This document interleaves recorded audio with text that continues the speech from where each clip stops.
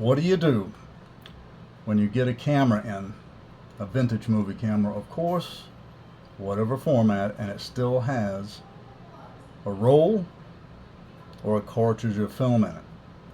Well, in this case, I've got a Super 8 Minolta 440 XL, and it came with an extra cartridge of film, as a good handful of them it did. I'll open this up. There we go. And this one, it pops up the cartridge for you like that. So what happens? What can you do with it? Many people might tell you that you can do nothing with this. Okay, because it's really old Kodak film that's no longer made. It's K40. Okay, so if you have it processed, what's going to happen is it's going to turn out like a black and white, and it's going to look like a magnified newspaper print.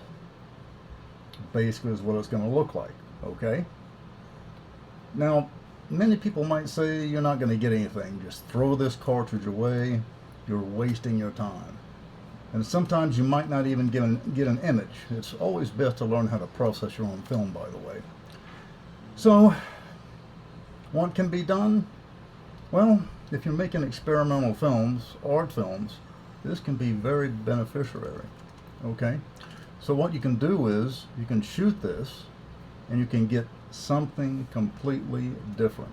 That's my point of view. You know, for someone like myself in filming, I'm always looking for a different look. Any filmmaker is. And that's what I'm looking for. Okay? If it looks grainy, you know, whatever. A bit out of focus, a lot out of focus, whatever it may be, it's something different, you know, to look at. And that's what counts, because that is art. Now with this Minolta Super 8, the ASA is 40 through 160, which means today you can only shoot really 100D Kodak. All right, so when you put that in there, it's reversal, so it's great, and you can project it in a vintage projector, which works out great for experimental film.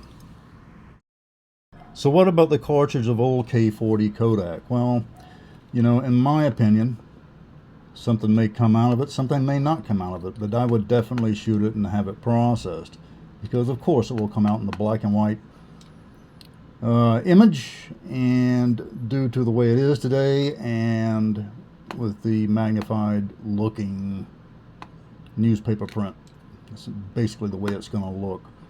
And to me, as far as I'm concerned, that's going to look really creepy as far as an experimental film goes.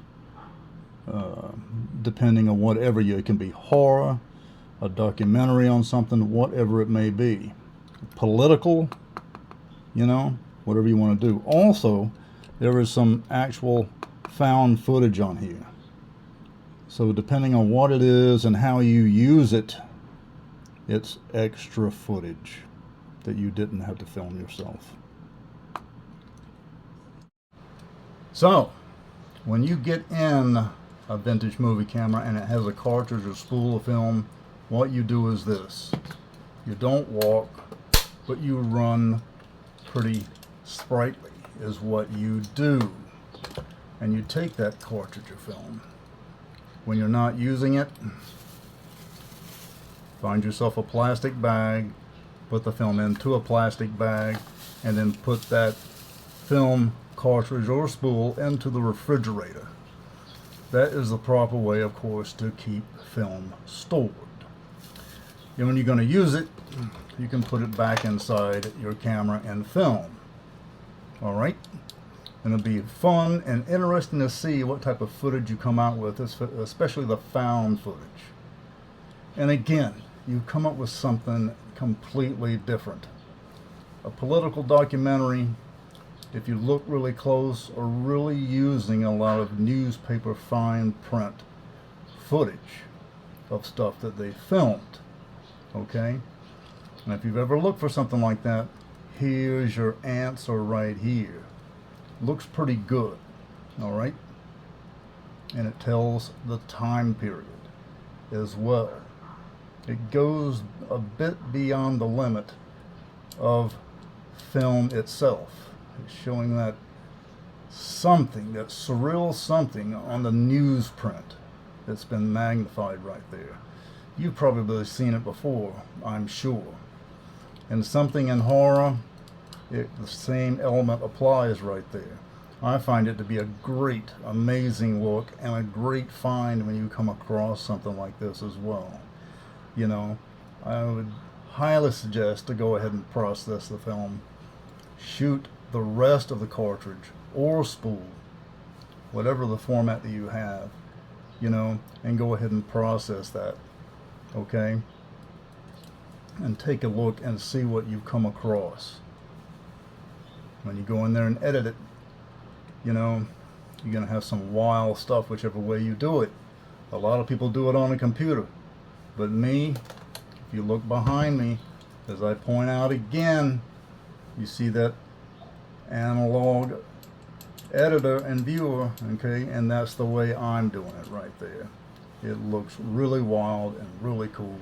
You'd be amazing at what you can come up even using that machine right there. That's the way to go. So there you are. And for more videos like these, do subscribe. Ha!